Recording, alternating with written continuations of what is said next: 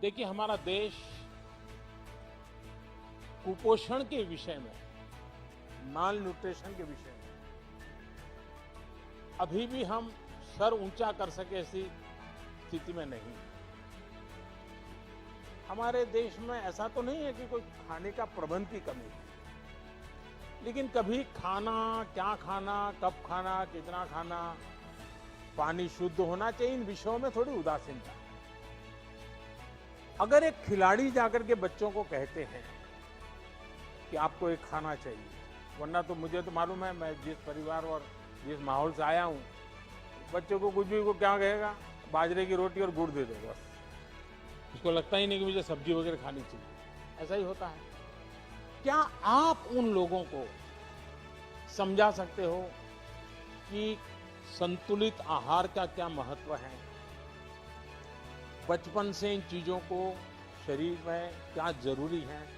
और आप इस विषय को तैयार कर सकते हैं, बराबर नोट बना करके एक टीचर की तरह तैयार कर सकते हैं। और ऐसी स्कूल में जाकर के एक लेक्चर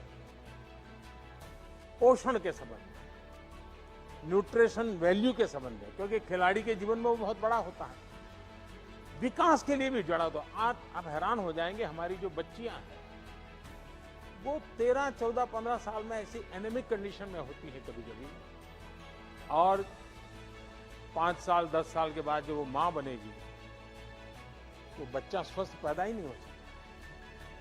और जिस देश का बचपन स्वस्थ ना हो, वो देश भी कभी स्वस्थ नहीं हो सकता। और एक बहुत बड़ा सामाजिक काम मैं आपको इसलिए कह रहा हूं, स्पोर्ट्स पर्सन जब कहता है तो इस विषय में वो विश्वास करता है, हाँ यार देखिए यहां तक पहुंचा तो खाने में उसने नियमों का पालन किया। तो मैं आपसे एक अपेक्षा करता हूं कि आप एक तो खुद कॉलेज के बच्चों से मिले तो क्या बोलना,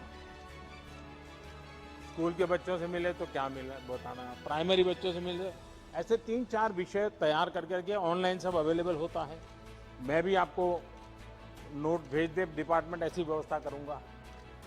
लेकिन आप एक लेक्चर तैयार कीजिए और उनको समझाइए, और मैं समझता हूं कि एक बहुत बड़ी सेवा होगी। दूसरा,